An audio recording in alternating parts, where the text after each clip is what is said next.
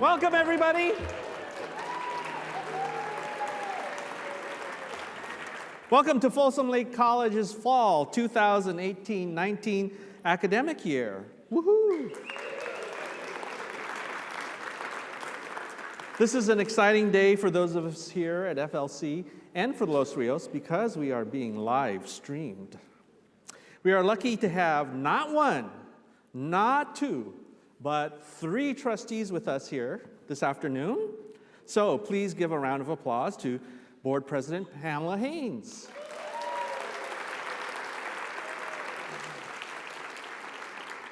Vice President of the Board, John Knight. That means you have to come out.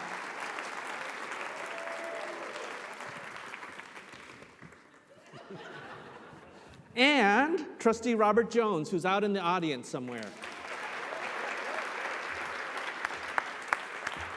And without further ado, Trustee Knight.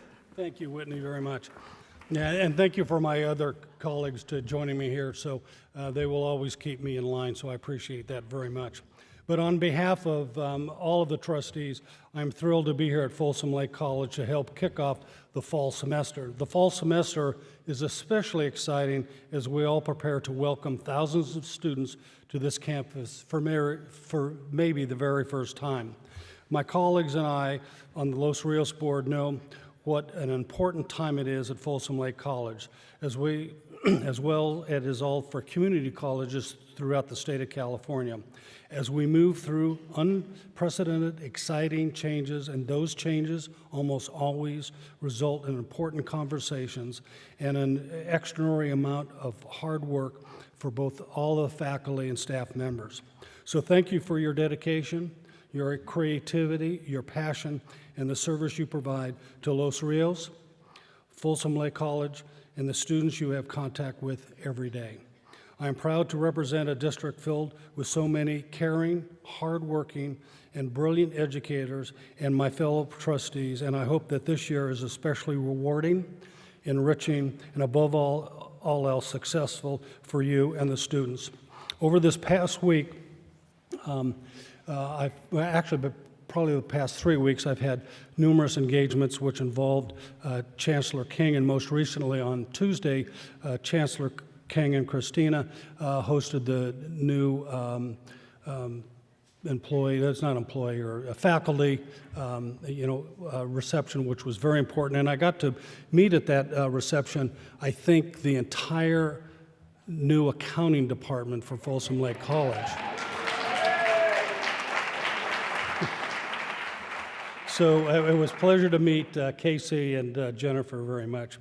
But in all of these events, Chancellor King kept quiet and to himself about what he wanted to talk to you about here at Convocation. And so in the past, he's talked about, what's happening, what's going on, what is currently going to happen, and what may happen. And I'm sure that's the discussion you're all having. But I distinctly remember the wisdom that he gave us a couple of years ago, and it came from the diary of Cecilia King. And I think we all remember the wisdom that came out of that diary, and fortunately had permission from his daughter to even tell us what it was. So with that, the wisdom from Chancellor King. Thank you, John. Well, good afternoon. Every year, this is a time we look forward to, and I wonder how many of you are like me and like summer better than any other season. How many of you like summer? Summer's always been the best. It's over the quickest. And as we get ready for the fall semester, summer happens so fast and the fall semester is upon us. And one of the themes today is how fast things are going, both in our personal lives and in our work lives. And the speed of change is continuing to pick up. And I'm wondering how many of you, like me, have teenagers under your roof? How many of you have teenagers at home? How many of you at one point have had teenagers in your house? How many of you at one time were a teenager? So that's almost all of us. The years go really fast as the kids get a little bit older.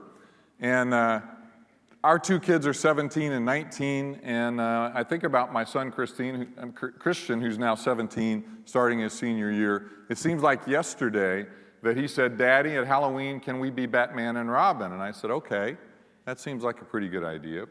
So we were.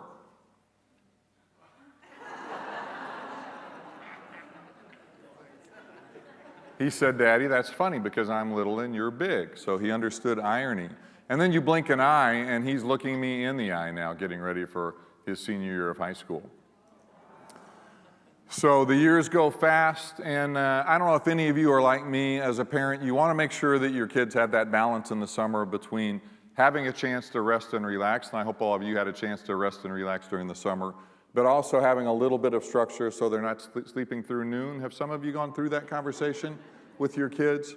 So I asked Christian to go ahead and do a schedule that he told me I've got this covered, and I said, well, will you put it in writing?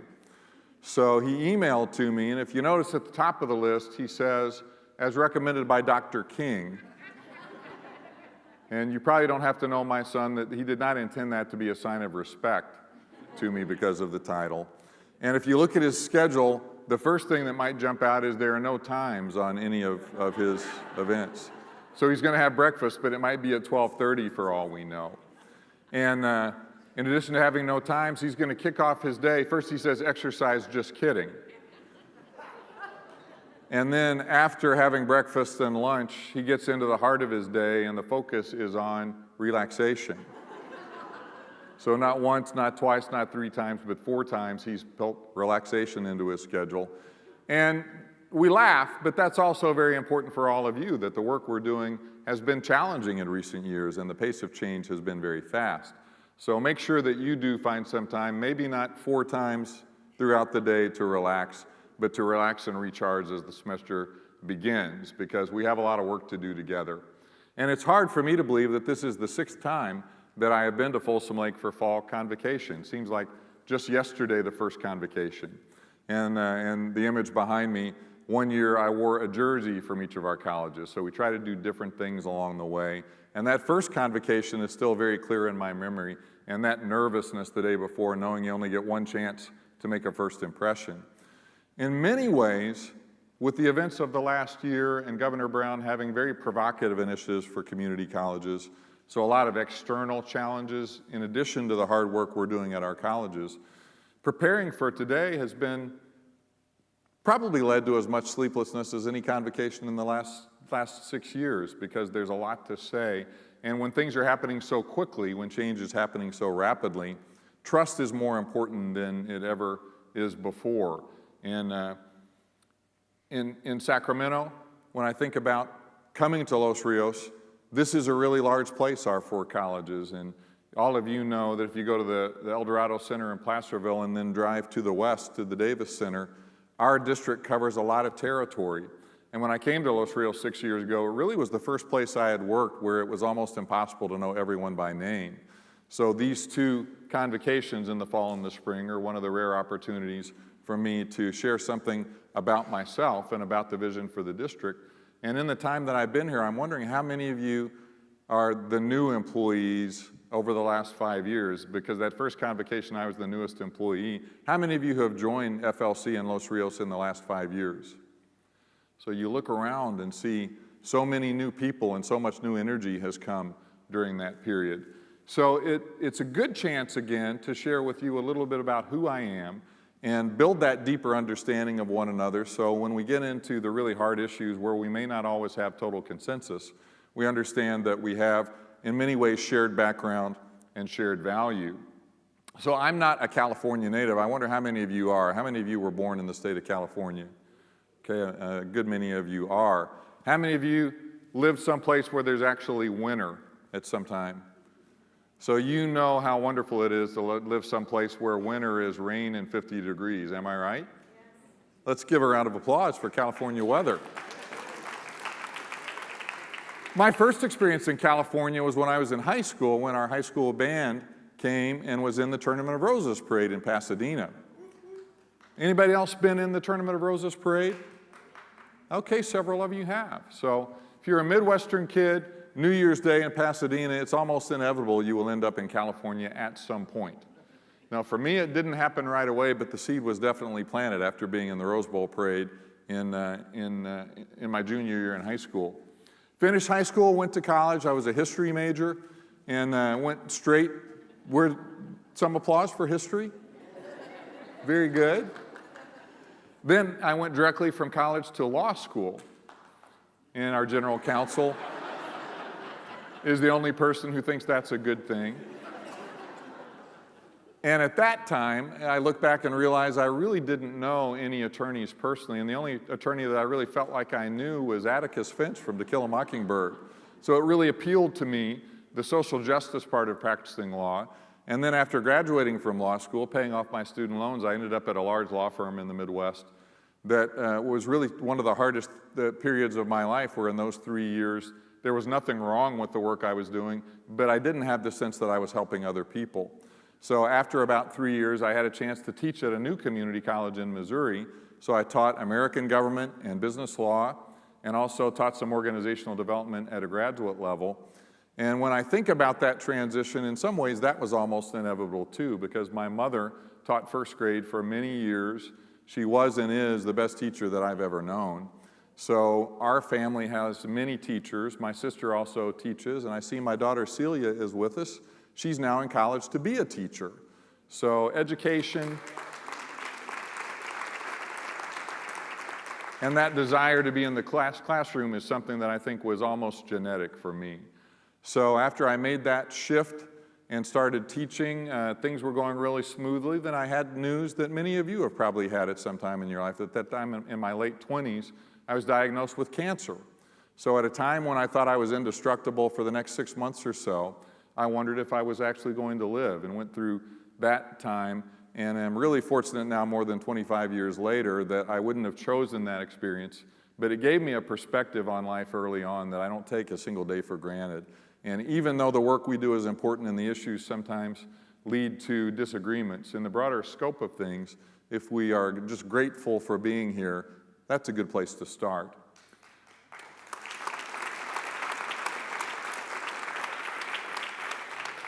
So we spent 13 years at the new college in Missouri. I had a variety of different jobs, was fortunate to have our 2 children born in Missouri during that time. And then, better late than never, we came to California in 2004. Now, we didn't just come to California, we went to Santa Cruz. Now, how many of you have spent some time in Santa Cruz? To say it is different going from the Midwest to Santa Cruz is an understatement. So Celia at that time was 5, my daughter, and she actually asked me, "Daddy, is Santa Cruz in the United States?" And I told her barely, but then I said, "Don't tell your friends at school that Daddy said Santa Cruz is barely in the United States." Because what we found there are certainly cultural differences, but people are more alike than they are different in different parts of the world, just as that's true throughout our district.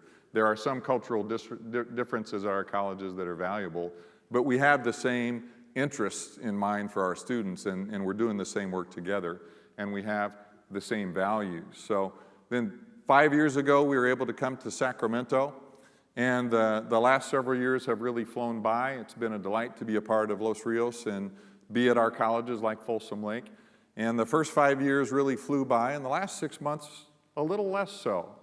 That given some of the dramatic issues we've had statewide, and one role that I played the last 2 years was I served as CEO of the statewide board, president of the statewide board of CEOs. So in addition to paying close attention to issues at the local level, I was also involved in issues at the state level at a time when the issues were complicated and contentious. So now it really emphasizes that having a deeper understanding of each other is really important when things are moving fast and the issues are hard. And as we move forward, there is a lot of work to do, and focusing on our core values is essential to making sure that we can do the work we need to do when there are a lot of forces that may be leaning towards divisiveness. So I next want to talk about 4 very important core values that I know are crucial at Folsom Lake and all of our colleges and are very much values that I share. The first is our focus on equity. And I know at Folsom Lake College you're having very courageous conversations about what we can do to close the gaps between students of color and other students. And you're on the front lines of closing the gaps in income disparity and other long-standing problems that are not unique to Folsom Lake or our Los Rios colleges. They're primary challenges for us as educators in 2018. So that first core bedrock, really a bedrock core value, is equity. The second core value is our focus on the interest-based approach at Folsom Lake and Los Rios. Now, I want everyone to stand who's gone through IBA training or is a facilitator for the interest-based approach. Just amazing. Let's give them a round of applause.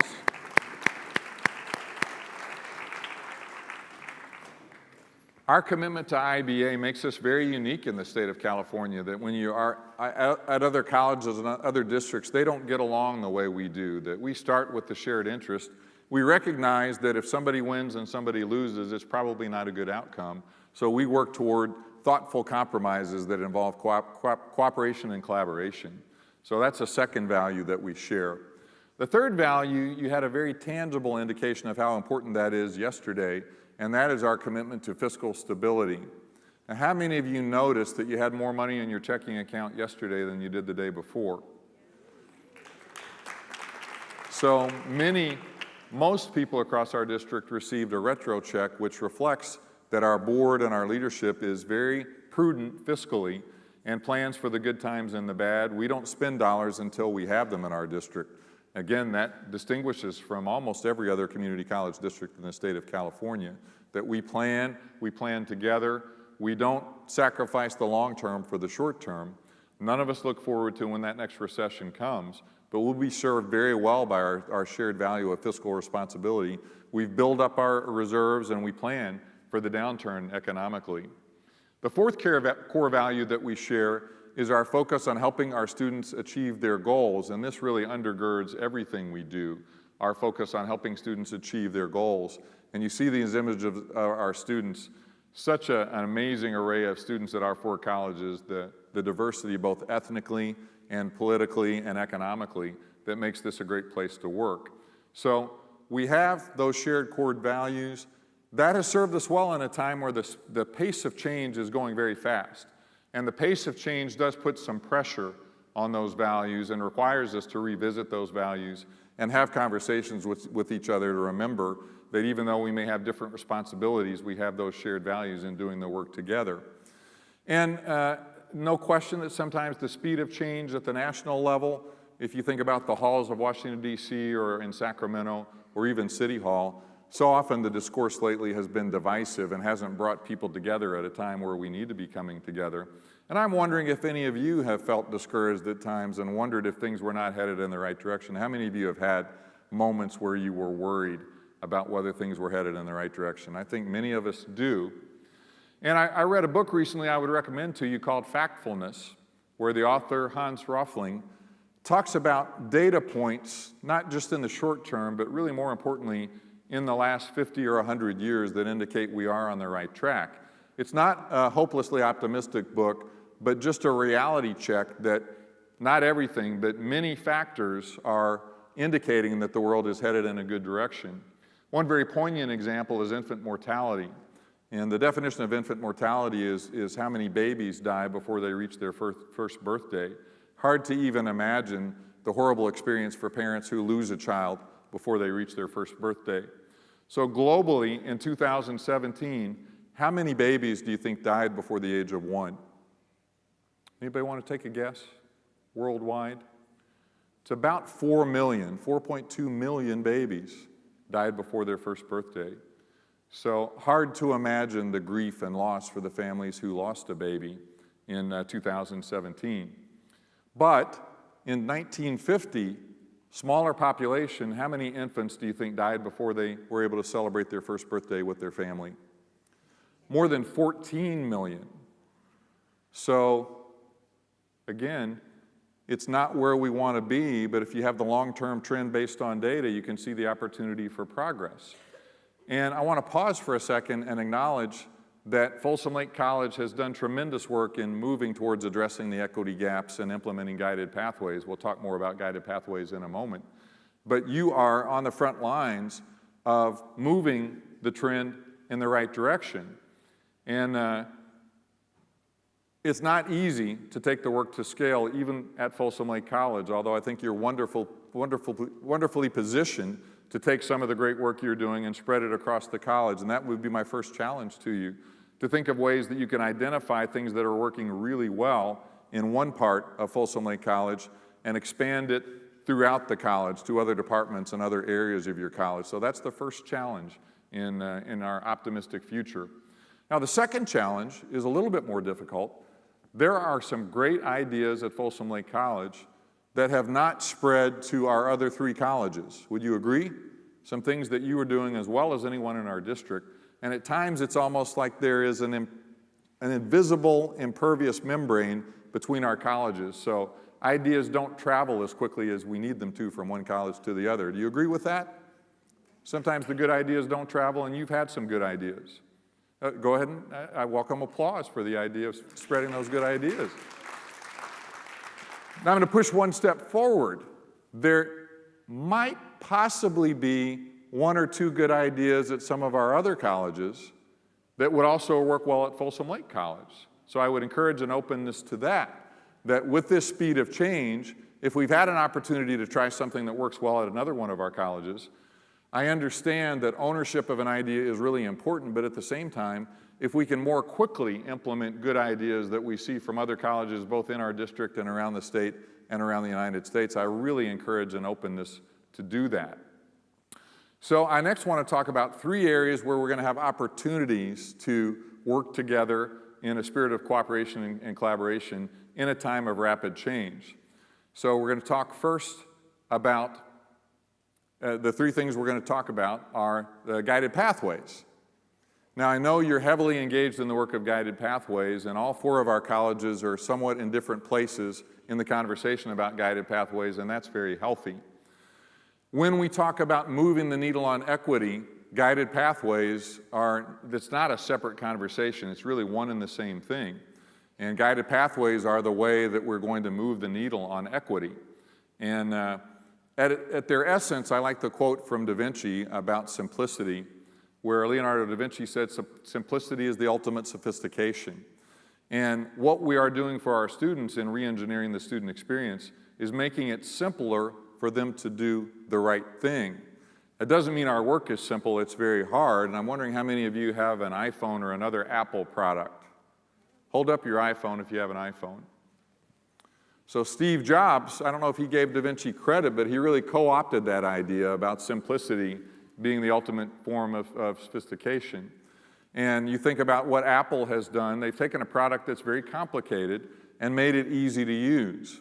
And you see children who are under the age of 5 using an iPad and able to navigate that technology, not suggesting that's always a good thing, but simplicity has been very important in progress. And our challenge is to make a process that can be very complicated behind the scenes very simple and make it easier for students to make the right choice in guided pathways. The second area of rapid change where we have great opportunity is online education. And I'm going to present 3 principles and give you a little chance to push back and let me know whether you agree or not. And feel free to shoot me an email later on in the day if you think I'm absolutely wrong about these principles for online education. The first principle is that online education is going to continue to grow in importance. Raise your hand if you think that's true, that online education is continuing. I'm not asking if you think that's a good or a bad thing. I'm asking if you think online education is going to continue to grow in importance. It's very important for our colleges now, and we know that more and more students have a preference for online education. Different discussion about how to provide online education in the best way, which really leads to the second point, the second principle. If we do not do online well, we're in trouble. And more specifically, mediocrity in online education is a straight line to irrelevance. How many of you agree that if we are mediocre in online education, we may not be in the online business at some point in the future? So how many of you know what this image represents? Anybody know where that is? Bend, Oregon. There's only one left. Only one Blockbuster left, and they're closing their doors. About 10 years ago, the founder of Netflix, Reed Hastings, the CEO, made an offer to Blockbuster to sell Netflix for $50 million if Blockbuster would buy it. They did not choose wisely. So making the right choices and anticipating where future demand will be is very important. So I'm not suggesting that our colleges will be obsolete in the next 10 years, but it is provocative to think about in the lifetime of my children, industries that were market leaders have gone away, and we're not going to be obsolete, but if we're not relevant in online education, we have a very substantial risk of students going to the best provider of online education. So online will continue to grow in importance. If we don't do it well, we could be out of the business. And the third premise, which is a little more of a local focus, is that our students need to be able to access the online inventory of all 4 of our colleges easily. Currently, if a student is trying to do all of their courses online, they have to go to 4 different silos at each of the colleges, find the courses, and some students amazingly find a way to do that, but one of our major focuses in the next year is going to be to have a portal where students can go and have the entire online inventory of the 4 Los Rios colleges in one place. Really good news in actions we've already taken. All 4 of our colleges are part of the Open Education Initiative. Give yourselves a round of applause for being a part of OEI. And through OEI, our students will be able to see not just our courses, but the inventory of courses around the state that are available online. That's an important and not insignificant next step. The step after that is to make sure that programs are accessible online. So going beyond individual courses and helping students find a way to complete their courses online will be really, really important in the coming months and years. Now, the third topic I want to talk about that was an incredibly rapid change where the proposal came in January from Governor Brown and the legislature approved it and it was signed into law into June, at the end of June, was our new funding formula. So, interestingly, the online community college generated almost more energy and passion around the state than the funding formula did. The proposal for the online college was significant, involved $100 million in one-time funds, so that matters. But the funding formula involves $7 to $9 billion and has a tremendous impact on our colleges. So as Governor Brown's tenure winds down, certainly there are those who disagree with those 2 initiatives and will advocate for a change, and we will have a new governor, and I want to give you a chance to cover your eyes and plug your ears if you don't want to hear my prediction about who the next governor will be. I'm going to take a wild stab and think that it could be Lieutenant Governor Gavin Newsom. So will he take a different path? He may, and we will remain very engaged with the discussion with whoever is in the governor's office and whoever is in the chancellor's office about important policy decisions. But in the short term, we do have a new funding formula. And before I talk about some specifics of the funding formula, I want to emphasize a reality that it reflects the interest-based approach, and one reason we don't fight about money at Los Rios the way so many districts do. We have a formula for compensation on how we allocate new dollars. Now, many of you know, but if you don't know, it's important that you do. How many pennies out of every dollar of new general fund revenue go to compensation? 80 cents. So 80% out of every dollar of new revenue, as it should, goes to support our most important resource, our human resource of our people. So whatever the funding formula is, we have a powerful shared interest in maximizing the resources that come to Folsom Lake and the Los Rios District through the funding formula.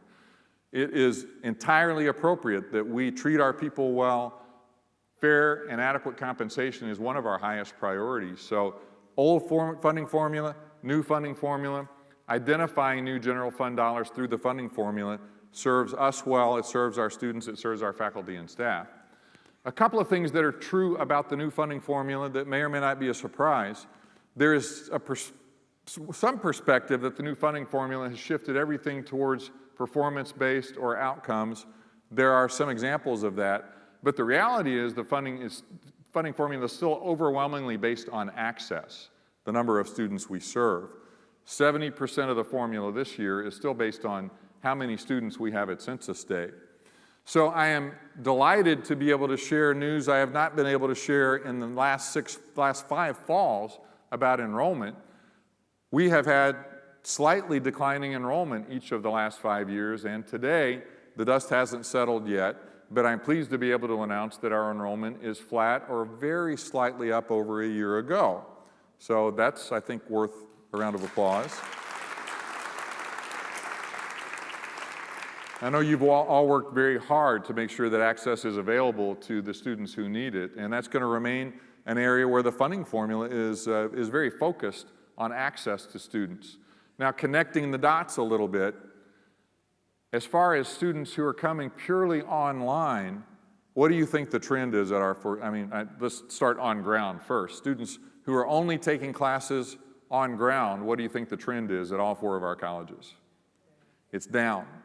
So we are even compared to last year, even though fewer students are coming purely taking on ground classes, where is the growth? It's almost entirely online. And 3 of our 4 colleges are experiencing double-digit growth in online enrollment. So access matters, equity matters, and online is a way that we can address both equity and access issues. Certainly, there are opportunities for improvement of online and concerns about disproportionate impacts and students of color historically not doing as well in online courses.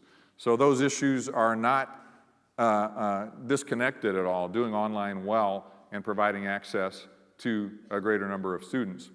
The other point in the new funding formula that I think we would agree that some of the things that we will be rewarded for doing more of are things that also benefit our students. How many of you would like more of our students to receive a Pell Grant? You know, we all would. So the funding formula will reward us for helping more students find the pathway to a Pell Grant. The funding formula also will encourage us to have more students receiving a Promise Grant, what was formerly known as the Bog Fee Waiver. The formula also will reward colleges who award more associate degrees for transfers, or ADTs, as well as CTE certificates and completion of English and math in the first year. So, philosophical arguments aside, there are areas of the funding formula for which we will receive more funding without necessarily serving more students that are very consistent with our mission and our values. So, I know there's some concern that the funding formulas will have negative consequences. The good news is this year we will receive more funds than we did last year, and there is a 3-year hold harmless provision, so we will have a lot of time to work through the funding formula and make sure that we're doing the right things for our students that also help provide more general fund dollars to provide more services and compensation for everyone involved. So I can guarantee you that we will continue to fight for Folsom Lake and all of our colleges in the capital, and we'll have opportunities to influence the funding formula and make it better as we move forward. So in short, it is an exciting year coming up, and in a lot of ways want to emphasize that the work we've been doing since we adopted our strategic plan 3 years ago is very consistent with guided pathways. It positions us very well to make good decisions under the new funding formula to increase the revenue for Folsom Lake and the Los Rios colleges. So our strategic plan is very much in line with the direction, by and large, that's been taken by policymakers. So we're in a good spot as we enter 2018. So as we start a new year, part of me would like to be able to tell you that the rate of change is going to slow down, that there won't be any external forces that are disruptive, that we'll have great leadership in Washington, Sacramento, that is consistent in their approach to community colleges, and that there's a high likelihood that policymakers will recognize we've been chronically underfunded, and we're going to have billions of more dollars into the community college system. Wouldn't that be nice? It's good to dream, and we'll keep making the argument. But as we prepare for 2018, the reality is that many things will again happen that we can't control, that will try to drive us apart if we don't remember those core values and our deeper understanding of each other, trying to do the right thing even in difficult times. So the rate of change is likely to continue to be quite rapid, and there will be external factors beyond our control that we'll have to deal with. What we can control is that commitment to our core values, the commitment to equity, the understanding that the interest-based approach is the right approach for us, and cooperating and collaborating and coming together and making compromises. So because we have those shared values, I'm very optimistic and excited about the coming year, that it will be a breakthrough year for Folsom Lake, and that we're going to go from a conversation that's been going on for a while about guided pathways to making even more tangible steps forward that are going to transform the lives of our students. So I very much appreciate the opportunity to spend a little bit of time with you today. I encourage you to let me know what you think, and more importantly, how I can help you. So thank you very much for your time today, and have a great semester.